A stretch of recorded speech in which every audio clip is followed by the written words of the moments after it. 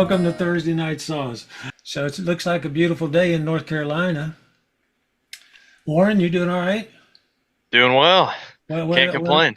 what have you been doing? Anything? Just catching up on work from being on vacation out in the woods in Virginia. Yeah, just getting some AC units and stuff squared away at the church, that sort of thing. But yeah, not too much. Still working on some module stuff, presentation wise. But Yeah, yeah, very good, very good. Did that video come through on the intro? Did you hear the sound on it? I did not hear the sound on the intro. But it No, played I didn't the either. video, but it didn't have it on, huh? Yeah, figures. I don't know. I didn't have something set right, I guess. Well, I've got the other format set up. I think it should work. Now, when you guys talk, it should put you over in the little thing. Say something, Keith. Yeah, good evening. Yeah, Yeah, it worked out pretty good. yeah, it shows up there now. I'm about getting the bugs out of this thing if I can just get the intro down now. But I have to run it through a different thing. So, but anyway, it works pretty good. But I had about so far I think about 7 hours going through the videos from up there, and it's gone pretty good. I've cut out a lot of the dead space. I hope to get it ready. I'm gonna try to send out something. Maybe get us together. What is it? A week from next Tuesday, which would be what? That would be the 14th. Yeah. I'm gonna try to set up a meeting for the 14th if y'all want to pencil it in. I'm not sure about it yet, but it looks like I got Hunt coming up from Mississippi, and because he did get a chance to come to Virginia, so I want to meet with him. He's on his way to Maine, I think, on vacation, so he's going to drop by. And Chris, I think, is down in Orange Beach or somewhere. He uh, he finished up with EMC down at Baldwin today, and so I don't know. I thought he was headed home, but I guess he decided to go to the beach, so he's Might as well. he's down there. No reason not to, I don't guess. Yeah. I think he's around home next week, so and I haven't heard from anybody else. Talked to Marty a little bit today, and so that's kind of it. I put this out on the all the social medias today, hoping we get somebody to sign in on uh, on the Zoom direct, and I haven't. I saw two people clocked in earlier today, but I don't see them now. But it's quite interesting. So I haven't talked to you. I talked to Keith the other day. I haven't talked to you, Warren. Tell me what you thought about the weekend. What did you think? Thought of anything new? I know we talked on the way back. Yeah. No, nothing too crazy new. I think it was really well done. I really enjoyed it. Big thing for me was just kind of affirmation that we're heading in the right direction with our training and everything like that. I had a good idea going into it. Kind of what I thought the training should be. And so this really helped bolster some of those ideas and also add some new things in from what we previously had. So I really enjoyed that. Like I said, I really enjoyed getting to just work with a bunch of other guys that have been doing this for a long time and have a lot of knowledge and everything. I really enjoyed the constructive criticism and the constructive feedback and encouragement throughout the whole thing. The competition was really well done and kind of brought everything together. So yeah, the only thing I could think I would add to it which is not really a huge addition. But going into it, I thought maybe we would, I guess, share a module, kind of like Chris was up at the front of the room, and do some of the classroom portion of it. But other than that, I mean, I really enjoyed it, and I really appreciate you, Tim, for putting up with us for 3 days. That can be a chore in and of itself. Well, it was kind of, I was telling Keith the other day and then Marty, but it's kind of Chris's show there because he had set that up for the storm sawing workshop. So it kind of made it where we come in. So I said, well, we do it if we can do a competition. At least we can watch everybody under pressure and see how they work. And I think it went good. It did. So yeah, it's. I hope that we get some more time to be able to do some things on presentations, whether on Zoom or whether it's we're able to meet again. And you guys can kind of swap areas too now and find out who's close to who and go and play with it. It's like Yeah. the whole time we went through this thing is talking about it's your program. Hopefully you've given some things to think about and some format to approach, but now you got to take that and more or less present it, practice it. And I think I mentioned this I don't know if I mentioned this year or not to this group, but last year I mentioned I spent a lot of time years ago in front of a video camera just doing presentations. And then when I started getting a chance to get out there and do them, it took 15 or 20 of them before you start getting kind of comfortable with it. And so it just takes time, and it works a little bit, it works a little bit slow in some cases because you got to have different scenarios and different situations and different trees and different props and look at how things can be formulated with different groups and cover the basics, but a lot of the stories and a lot of the things you'll be able to work with is going to be a little bit different. So that's just kind of how it works out. It takes time. As I always say, if we could do it all in a short order, we'd finish kindergarten and first grade, be ready for a family and start a business, right? That's right. Mhm. So Yeah. I say that about 10 times a week or so. Did you have an opportunity yet to talk to the gyms about the program? I'm kind of curious since they were kind of part of the storm sawing portion of it, but also getting kind of introduced to this legacy thing. I was kind of curious if you had talked to them and got their perspective on the whole thing. Well, GYM, I haven't spoken to since Saturday when we were there, but he wants to enroll in the next legacy so that he goes through the whole thing. I think he did an excellent job with what he picked up. It'd been about 4 weeks or so since he'd gone through the program with Chris in Richmond.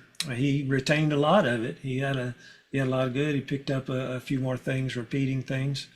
And y'all helped him with that, the different conversations and different shows that went on, showings, I guess you'd say, went on as far as you doing the competition events. And as we talked through things, it really helped out. But GIM, he sent me a message, and I've got some things to forward to you guys, but I haven't copied it over yet. But he went and met. I think yesterday was the day or the day before, it might have been Tuesday. He was meeting with the Forest Service on presenting to them what he can do to be able to set up the training program for the rivers. And he had pictures of and this is what he wanted me to send out, and I haven't yet. He had the pictures of a guy went in and took that. I think he showed you all the picture of the log that was down that one ravine. Hmm. And it's pretty deep water in there. That guy went in and he hung off a tree or something up above it and went down and cut it out. He was, I guess, an arborist or something from the area that kind of volunteered his time to go in there. But they got that big log out of that ravine. But he put together a pretty neat proposal going back for the Forest Service meeting. So I haven't heard back from him. He may log on here tonight, so we'll find out a little bit. but it went, you know, really well with him. He said he picked up a lot of stuff, got some new ideas, and so that's a plus right there. And I spoke to Marty today, and he had a good trip back. You know, it took him 2 days to get back, and he went down through with him some different things, his tree and how things went. He wanted to kind of discuss those things, and I think you know, I told him, I said everybody did a pretty doggone good job on the big trees for sure. You know, and they weren't big. That's what made them tough. But you know, looking at some different things of looking through the video is the real advantage when you get in trees that size on, you know, small diameters to think about your hinge depth, you know, into the tree. That, you know, we talk about 80% of the diameter, and I think that's what kind of got John on his. If I really started looking at it, he was in pretty close to halfway. He was over a third anyway, and so that wedge going in the back, and then when he cut the holding fibers out there on the back, the strap in the back there, that thing set down, and you could watch the wedge come up like this. Mm-hmm. It pushed it down into it, and I got thinking, you know, was it really bad fiber? Not really, although they were very slow growth Virginia pines, but it was just the sheer pressure of an 85-foot tall tree with about less than 6 inches over to that back corner, and it just pushed that wedge down into the fiber and split it apart. And once the top touched, it was kind of a done deal.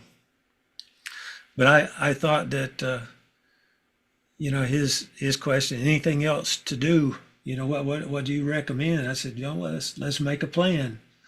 And he went back through the 5 steps, and we decided to pull the rope and throw line out. And I think Keith put the throw line up there in one throw, didn't you? Who threw that throw line? Yeah, close Keith, to it. yeah.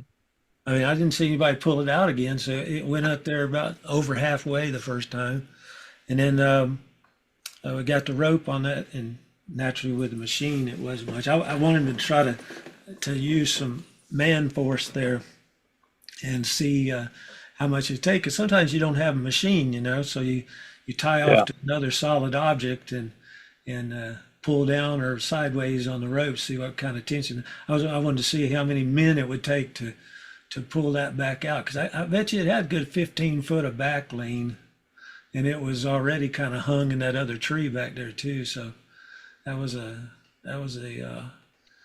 pretty good lift there, but it didn't take much for that track steer to move it. That's for sure. No, that thing didn't even know it was on the other end. Uh-uh. It's a beautiful thing. But you know, the real key there is the hinge. Mm-hmm. If we'd have been probably the same situation, I don't know, sometimes, you know, a little bit thicker hinge gives a little bit more support, but he had a good 1.25 inches, I think we saw on there. So his hinge was perfect what he planned. But if he would have had the ability to start in on the back, just a couple more inches there, start in on the back and put a wedge in from the back, I don't think he'd have had any better success. I don't think he could have lifted that with that, because that would have been a pretty heavy situation right at that.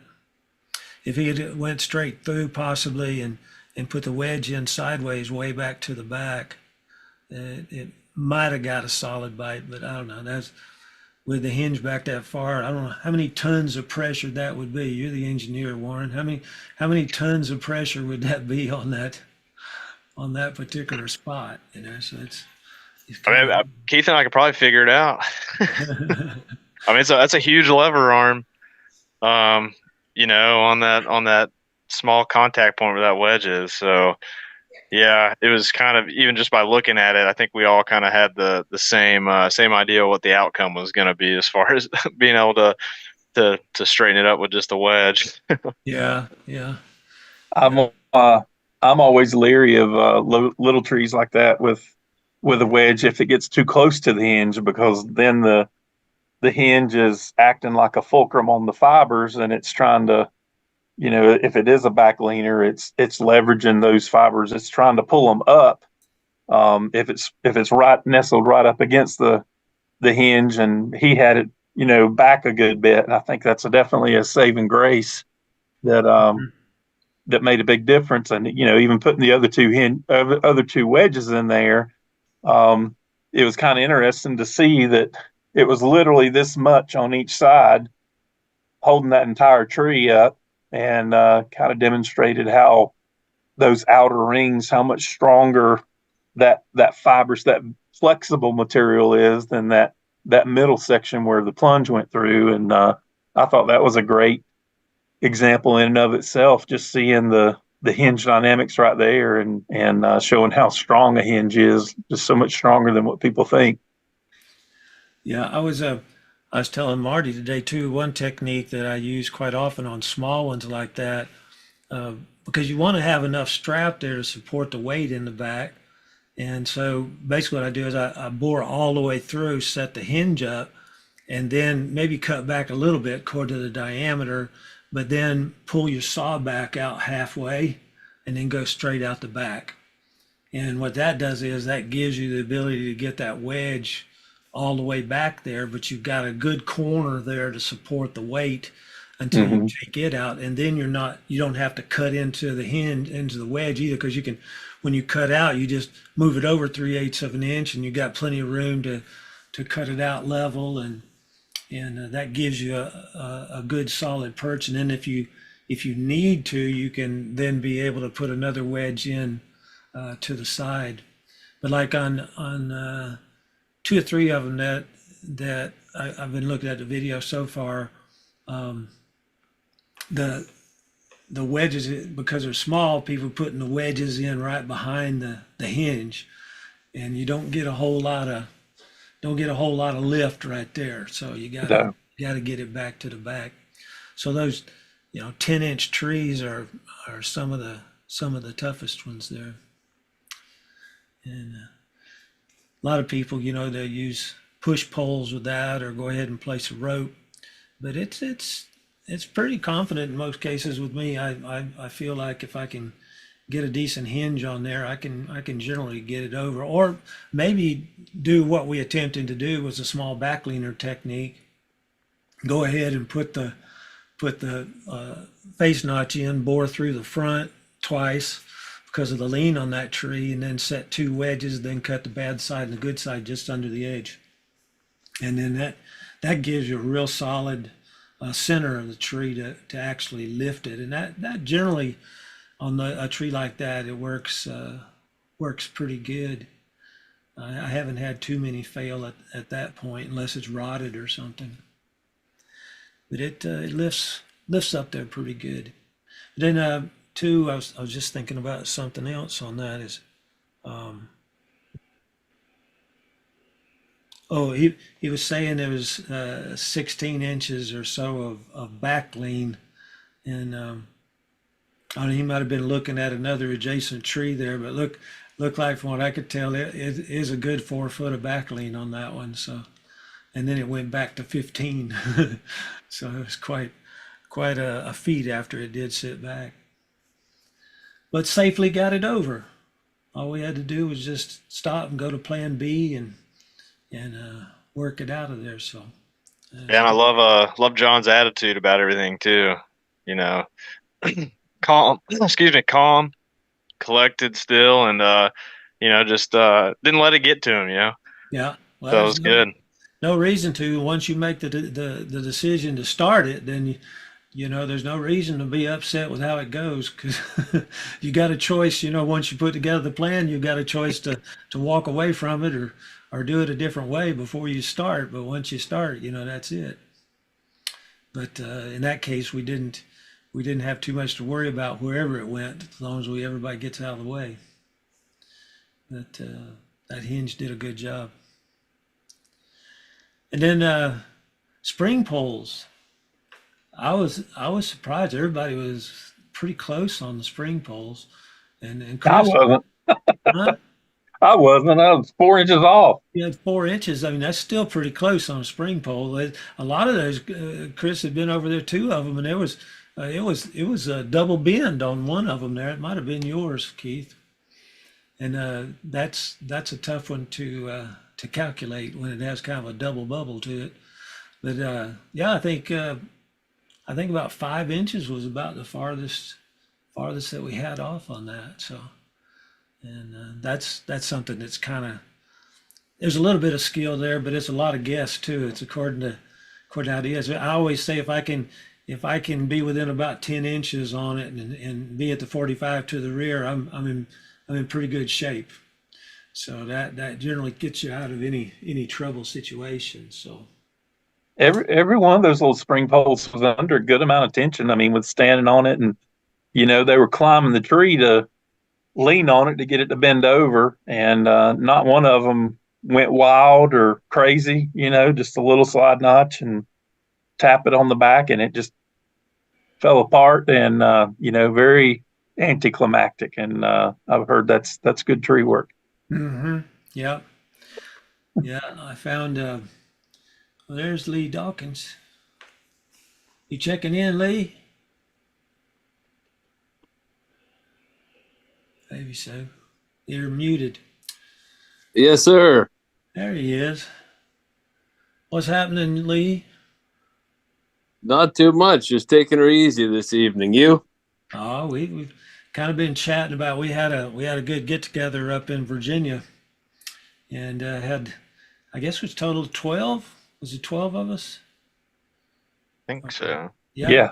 Yeah. And so we had a little competition of the Forest Apps instructors up there from the Legacy program. So it went pretty good. We were just talking about some of the different competition things. You you probably have some real aces in the group, don't you?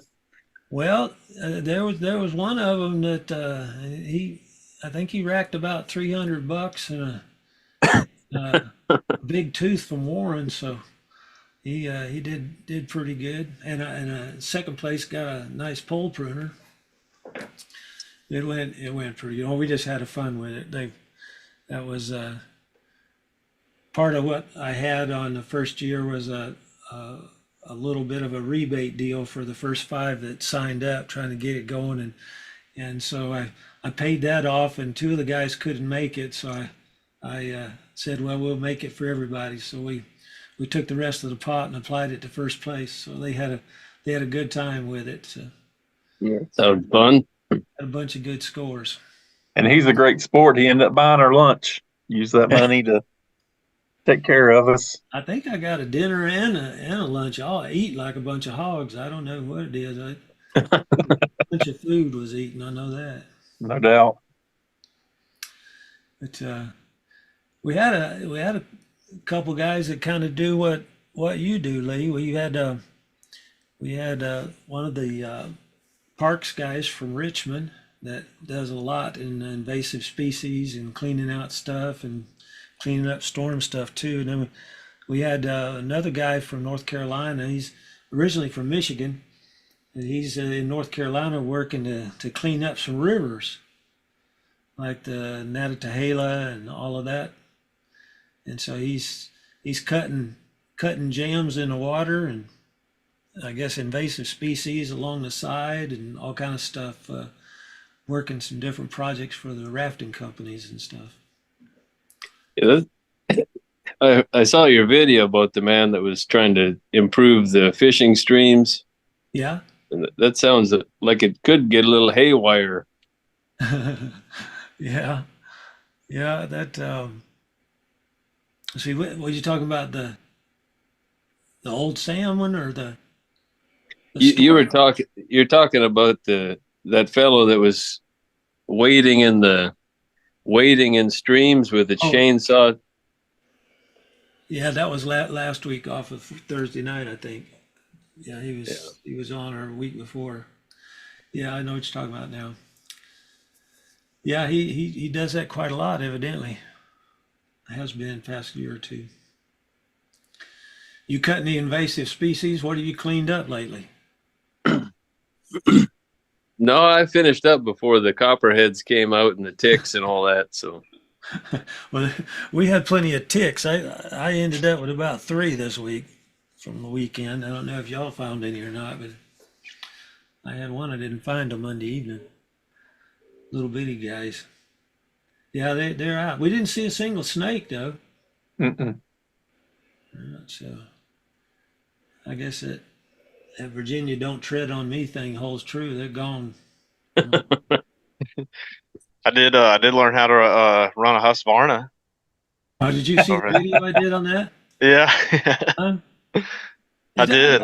I tried my best not to make you look bad, but I don't No, know. no, it was good. It was good. Yeah, I mean, like I said, it was the first time I ever ran a Husky, which is, I know, super surprising. I probably should have ran one by now, but that's just the way the cards fell. But no, I mean, it was really informative. I think it'll help somebody out, and I'm glad to have been the person to showcase that.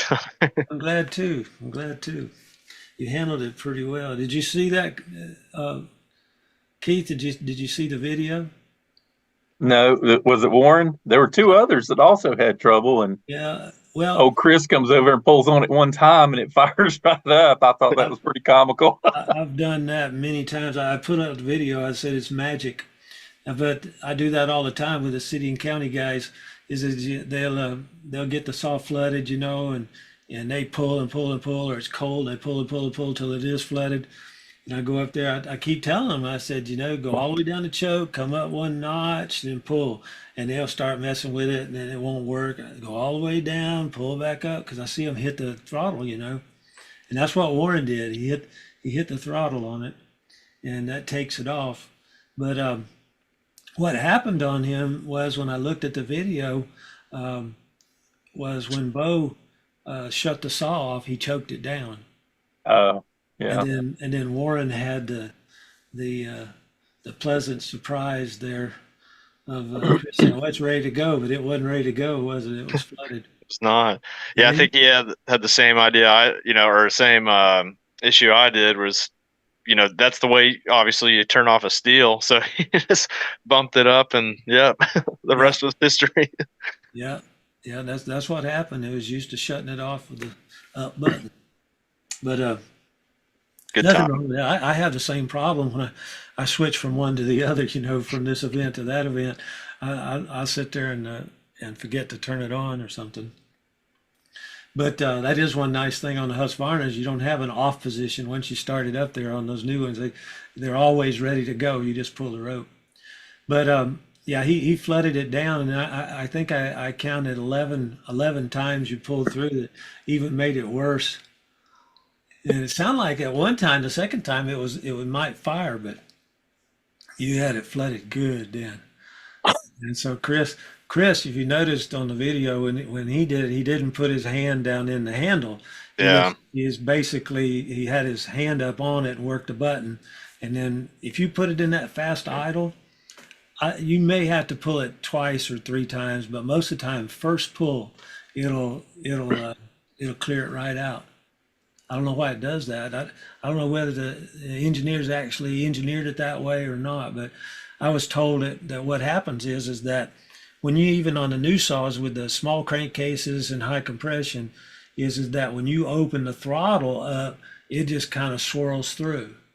And in some cases, you'll even pull more fuel in that way because it's pulling from the high-speed nozzle in some cases, and so whatever fuel's in the metering side. And if you in that fast idle position, you're just opening it not to really pull from the carburetor. You're just pulling from the air. The air's coming through and pulling with what fuel you have in the crankcase, and so it cleans it out a lot faster than sometimes on those saws. If you open them wide open, it just swirls. So I found it to work pretty good on all brands. It really does good. And on the larger Huskies, it's really easy. You just pull the blue button out, push it back in, you're in fast idle. And so I won't show guys that sometimes until after I started. What'd you do? So I said it's magic. I always say that. But it wears out a lot of ropes and arms, I tell you, when people get them flooded. And when you're working in a crew, out there with a lot of cities and towns, they don't know whether the saw is really warm or not. It's a hot day out there, and and somebody might have picked it up and used it or whatever. And then if you don't, I've gotten a habit, I'll go to fast idle immediately, if I think the saw's been running all that day on a warm day, especially, and go right to the fast idle, put the choke on, go to fast idle, pull it through. If it doesn't start then you just simply choke it and pull till it pops one time, then you're ready to go. It saves a lot of rope pulling. So. I'll say another thing I really liked about the program, and I'm definitely going to use this when we train our volunteers, is breaking people up into teams, kind of like a mock limbing and bucking situation, and then having them discuss on their own what they're going to do, and then each team watches the other team kind of go through their process and work through that and have comments on that. I think all of us seeing each other kind of go through that was really beneficial for me. I don't know about anybody else. I'm sure it was, but I really enjoyed that. I like to kind of watch how other people think, and work through a situation. So that was really cool. Yeah, I think a key there is I've used that now for several years. Well, we kind of did it with even the logger training years ago, is we would mark where we wanted it cut and that kind of stuff. And so even if it was individual, they'd go up and they had to put together the plan, talk to us, tell us what they're going to do in each cut, and then do it. But then when I started the storm stuff, and especially with the cities and towns, is I'll go in and crisscross the trees a little bit more than what we had them on the weekend. And really, you go in there, once you do it a couple times, you can see where the pivots are, you can see where the movement potential is. And so I put a dot right there, and then you get 2 or 3 people in a crew, and that gets people talking together about what it is. And then it also helps people to kind of pay more attention, because you're not so nervous if you're in a group like that. You got some communication going on before you have to actually make the cuts, and it makes it pretty cool. But I still see a lot of people don't take the information and apply they give me the plan correct, but then they go and apply it wrong. And so everybody gets to kind of witness that and see how things work. And that's really how you learn on that. And like I told Marty today, there's no way to know exactly what everything is going to do there, because it's impossible many times to see that it's going to go up or down or side to side. So, but after you take information several times, it gets better, but you're still going to have some that doesn't work as you think they would. But the more times you plan it, the easier it gets. And that's really the ticket to that.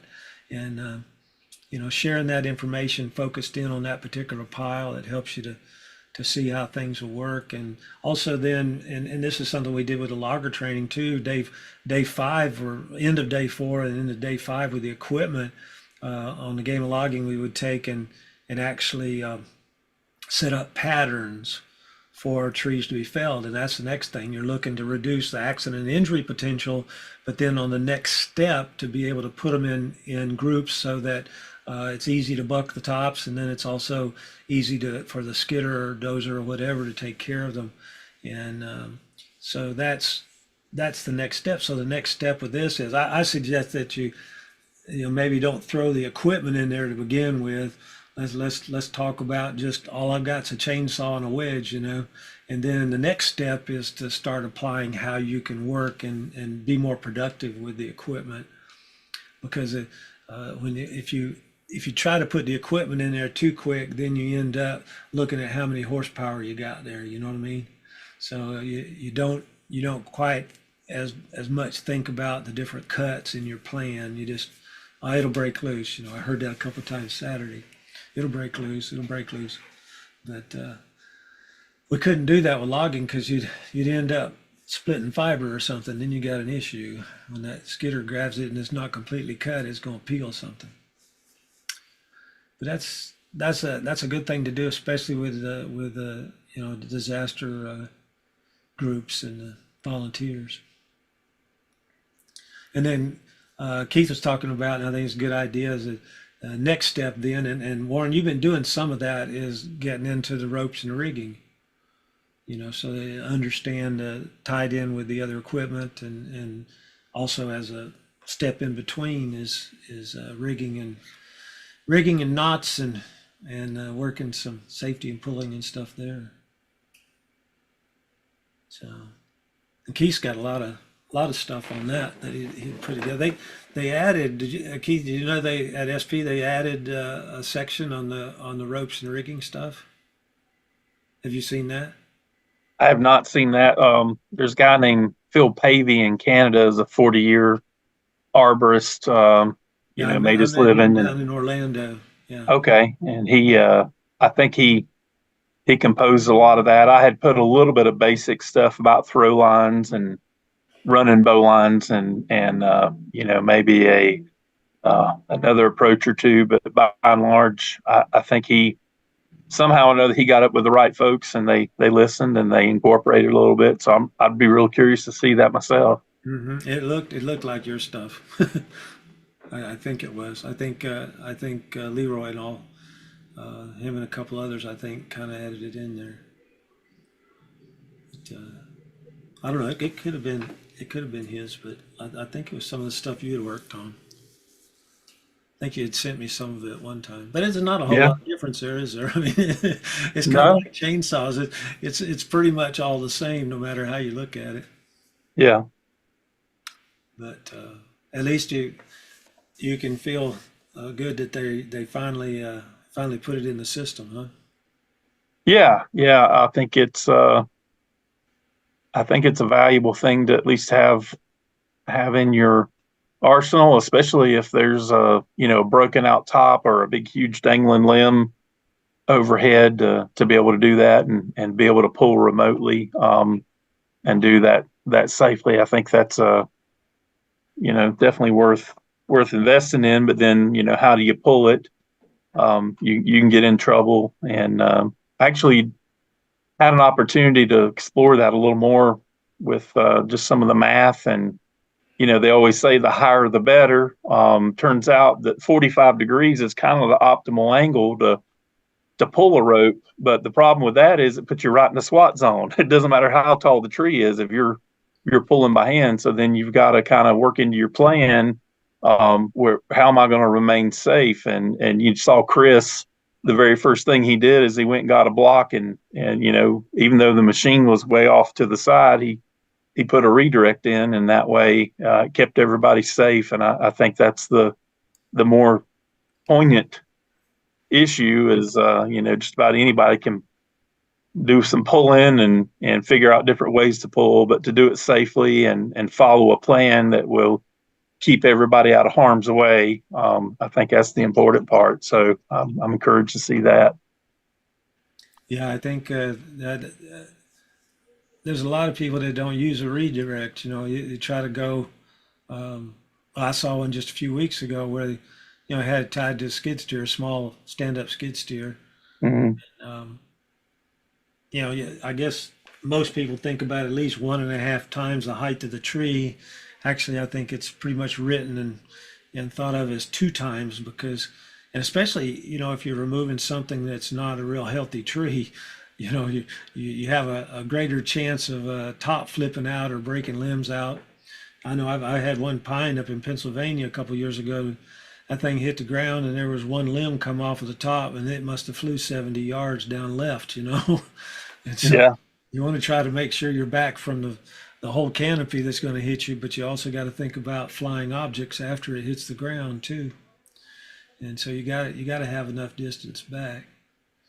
But I could see where that I guess the 45 would be higher you go, really, the easier it'd be to obtain that 45, wouldn't it, back down to a redirect or straight pull. Mm-hmm.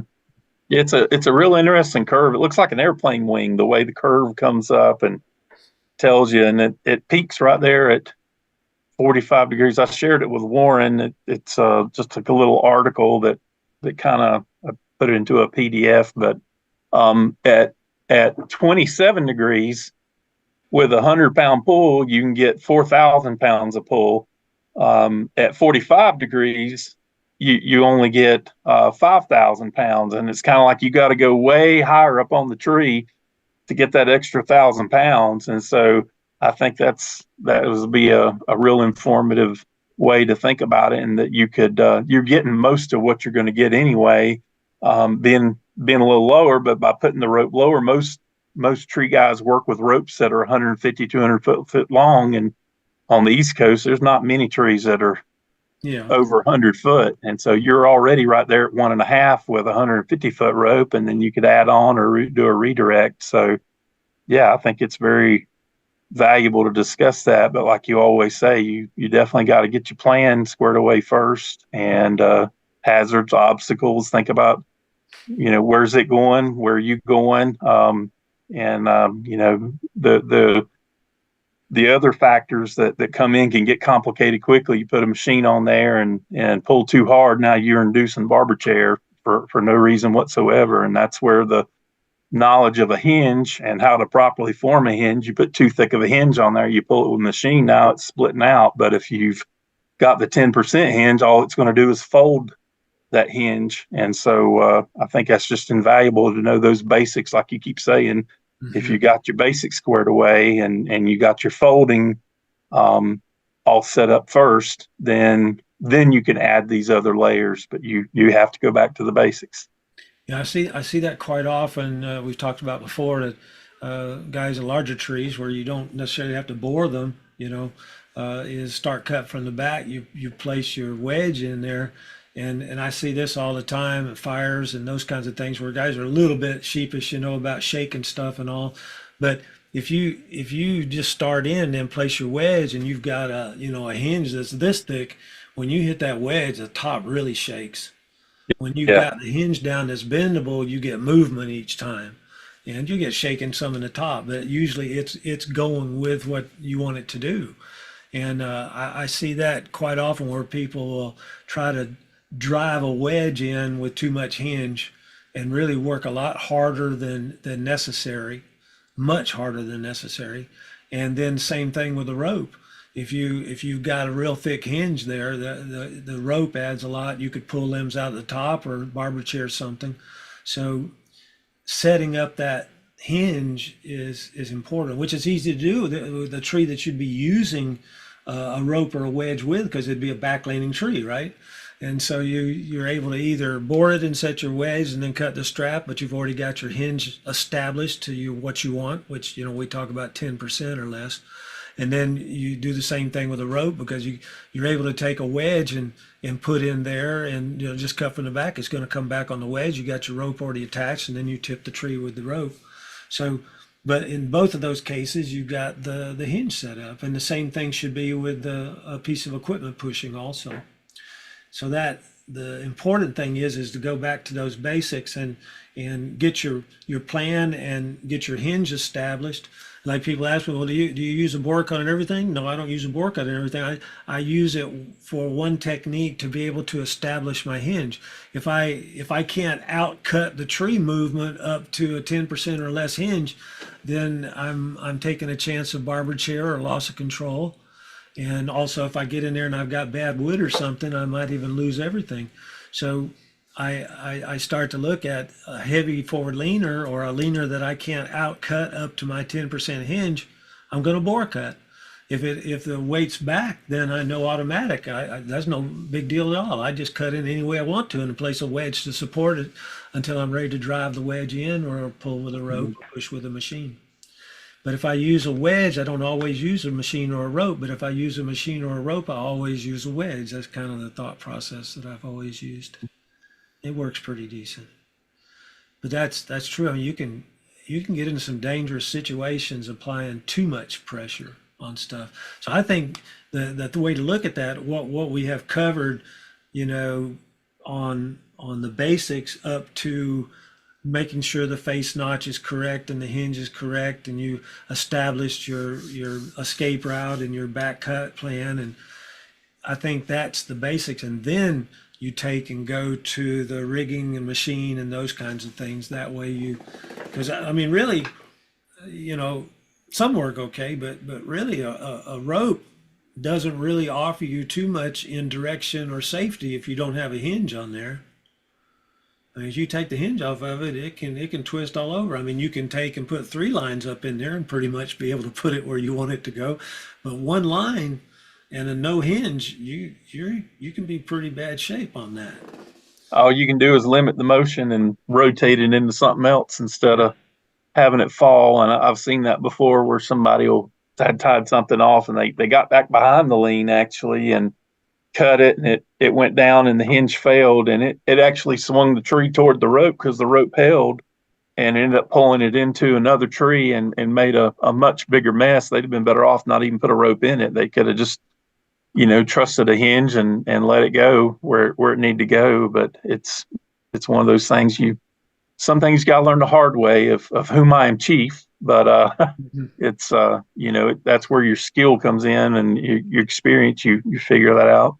I thought over the weekend I was thinking about the with the competition and setting the hinge up first, you have to call out your hinge. Mhm. And I don't know if any, not one of those trees that we cut other than maybe John's, would you have had to put a wedge in per se if you could have pulled them over or pushed them over or had any other number of methods. But I just think it was really valuable to have to call your hinge out and set that hinge. Mhm. And then no matter whether you're roping or pushing or wedging or whatever it was, then you kind of go back and do your forensics. And you can't do that with a lot of other approaches if you're not establishing and thinking through your hinge first. And that is that most pivotal, literally, element in the felon plan. And so I was thinking about that is a huge value add to the module and the felon plan itself. If nothing else, like you said, if you've done that with a standing tree, then when you go to the horizontals and you're trying to establish hinges, it gives you a little more confidence in what a hinge can or can't do. Yeah, I think that's. I mean, I use notches and hinges a lot more, on horizontal stuff and limbs than I ever think about doing felling trees because you just do a lot more cuts on a horizontal tree or limbs, as you're taking the tops off, and Yes, sir. that's or if you were a climber or working out of a lift or whatever, it'd be the same thing. You're doing a lot more up there, and those same things play true, like we saw with the hangers, is that you cut the hinge off of it, you don't know which direction it's going to go. But with a hinge on there, you have the ability to kind of persuade the butt of the tree to go where you want it to go to maneuver your top. Mhm. I think that's a key, is understanding that it works good on limbs, on hangers, on lowering larger trunks, because just straight cuts end up having a lot of side to side pressures when that curve closes. So it's important to think about where you can use notches and hinges, and then if you're fairly low to the ground, you can use offsets pretty easy. Or if you've got equipment that's going to be grabbing it, use offsets. Um, I generally on the tongue and grooves, I generally put the bore cut in first, and then cut the compression side and then the tension side, and but Chris he has good success with what he's done with putting the two cuts and then the bore cut through. And as long as he's using a machine, so he's got enough offset there. A lot of times when I use that, I'm just an inch or two of an offset. But it's I do, if there's any chance or things are split, I'll put the bore cut in, place a wedge or a stick or something into the bore cut to keep it from closing, and then you got to think about your compression and tension side. But I have had some if you do the two outside cuts first, when you start the bore cut, you can get stuck pretty good and you have no way of putting anything back in that slot. But it's when you get the feel for it and look at larger trees, it's no big issue. You got plenty there. But that's one technique too, as well as the offset. Just a simple offset is when you've got storm stuff that's shattered and twisted, because there, as Keith said and I mentioned too, is it's that fiber's trying to go back to its original position. And so if you got something that's all twisted or you got the hinges bent over, that kind of stuff, you have to identify that fiber been over here like this is going this way, and this is coming this way, and in between there you may have the weight that's grabbing your bar and chain. So you have to recognize how that untwists itself, as far as the fibers go. This is pretty interesting on some of it. But I think if you look at that, that's a pretty motley looking crew there. Right, especially Sam's mustache. Yeah, they did. Everybody That's did the only classy part. a super job. Yeah, I really enjoyed that. I thought it was a great time together for sure. And I was just amazed that I showed some of this last Thursday night. Going around and learning a little bit of history at the God's Pit Crew, and it's amazing how they have organized this stuff and the ability to put it all together. So it's pretty neat, pretty neat. Well, gentlemen, I don't see a whole lot happening tonight. We got several people watching, but I don't see any questions. Anybody have any questions out there?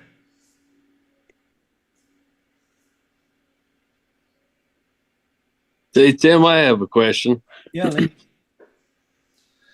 What do you suggest when you're going to winterize or mothball or put a saw away for a long time? Do you run them out of gas, or you leave them full of gas and start them frequently, or Well, how do you? if I'm not using one, I generally sell it. No, just jokingly. Um, what I do is, and maybe Keith and Warren stores some up there, and Keith has done many times with the Samaritan's Purse. What I do is I will idle the fuel out of it, and I generally will pour the bar oil back in the container also, or either at least if it's halfway down, you're okay. But bar oil will tend to siphon itself out sometimes in storage. But as far as the fuel, I just idle it out. I've been using the bottle gases, for several years, so they pretty much have some good stabilizer.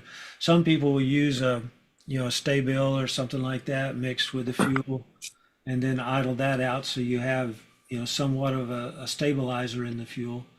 But canned gases and mixes with stabilizer, and really, be truthful, most all of the new oil mixes with the major brands already has stabilizer in them. You can look on the bottle; it'll usually says contains stabilizer. So all you really need to do is just idle it out of the saw or the trimmer or whatever, and take everything out of the tank. You don't want to leave a lot in there, because any fuel is going to attract moisture out of the air. So if you leave it in there very long, it's gonna pick up moisture.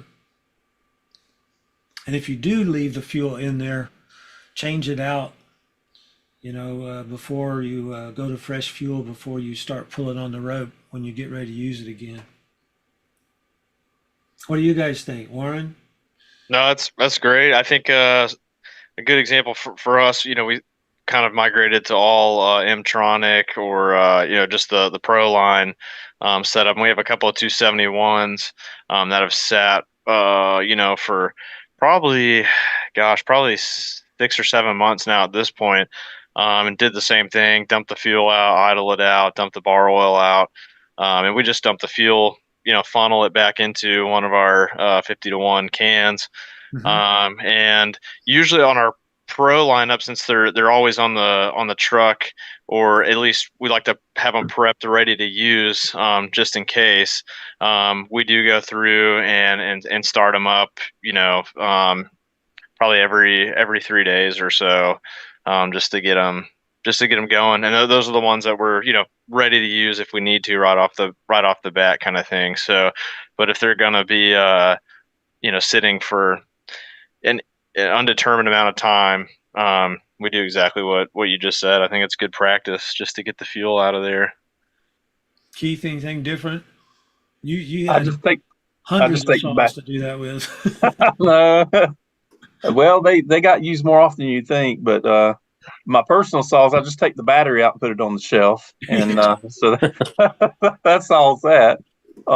As far as my other personal gas saws, the only thing I've ever heard from anybody that's absolutely unanimous is to whatever you do, don't store it with ethanol in the fuel, and I think that's pretty well a known that it can really wreak havoc on your your flexibles in the both inside the carburetor as well as fuel lines and all. But personally, I've tried my best just to use a good high quality mix, and then no matter which saw I've got, I've got a big old 3120 that a buddy of mine sold to me dirt cheap years ago. I've used it probably 5 times total on tree jobs, but I'll go out and at least once every 6 months, try to do my best, 6, 7 months, crank it up and run it. And it cycles whatever's been in there. But I think the best thing is to do, like you say, Tim, is just if at all possible, just idle the fuel out, get it out of there, and doesn't matter what the fuel is. Then if you've got the majority of it out, then there's no interactions. Doesn't matter whether there's ethanol or not. At Samaritan's Purse, a lot of their saws, they would definitely use a canned fuel or something absolutely that had a stabilizer in it if they're going to put something on the shelf. And so we would put a little tag on the saw, and it would say GTG and then a date.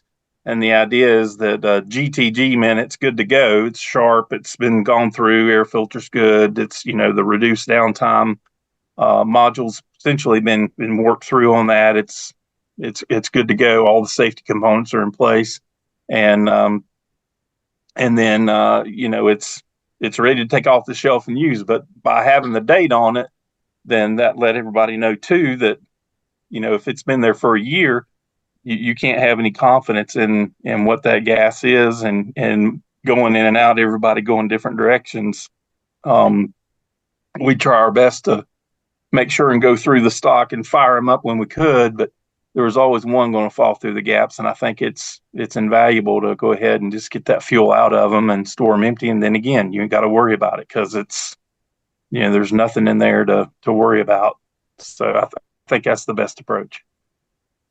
It's still good to start them up every once in a while. Put fuel in, start it up, and run it back out if you're still going to be storing it. But Yeah, it can get kind of a dried up. varnish, the fuel when it finally evaporates out, it'll leave stuff, and that's where sometimes a stabilizer is. But like I say, I don't know of too many oils out there nowadays for two cycle that doesn't have a stabilizer in it of some type. So so you just have to check your oils, and that should do it. That answer your question, Lee? Yeah, thank you, Tim and gentlemen. Say, Tim, is there anything to when you do mothball it or whatever, to put your piston all the way up to top dead center, close off the ports? Does that do anything? I don't think you're really going to close much off that way, but because you've always got either the intake or exhaust that's probably going to be cracked some. But don't worry about piston position. I would probably myself, I'd probably lean more towards air getting in there than to try to close it off as far as that goes, and try to keep it in a fairly low humidity storage spot if you can. But yeah, it's not a whole lot. I mean, if the exhaust is open, the intake's probably going to the crankcase. So any way you get it, it's going to get air in there. And I guess storage wise is as low humidity, no moisture. Try to keep it as dry as possible. But I've had mold saws my dad had. I did a video on one of them that he and I kind of went in together with a Husqvarna 65. I think we bought it in 1981, and it was probably 1990 was probably the last time it was used, 91 maybe. And I poured, he left the fuel in there, and I poured that fuel out and put new fuel in there, and I pulled it about 5 times, and it started up, ran like a top. So I mean, you know, it's you keep it in someplace dry, it's not all that critical. But it had fuel in it, you know, from the 90s probably, or the end of the 80s. That's probably pretty good stuff at that time. Hard to say. But thank you. Yeah. Well, gentlemen, I think we've about slayed an hour here, so I appreciate everybody coming by. I was noticing that we got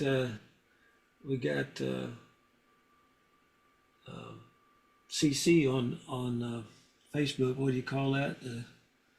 It's reading our words here. Oh, the closed Closed captions. caption. Yeah, so we got all kinds of stuff going. So anyway, I appreciate y'all coming and dropping by. We're going to do it next Thursday night again. So if you get a chance, I'll send out another link and we'll make it happen again. But we had several hundred on both of the channels looking at it from the past couple of weeks. So yeah, they don't come on board. Maybe one day they will if we get enough people involved. But they do check it out and make comments, and so I'm hoping that we're helping out some people out there. We'll see. But I appreciate y'all dropping by, and we'll see you next week, if not before. All right. Good sawing to you. Good night, men. See ya. All right, thank you. Good night.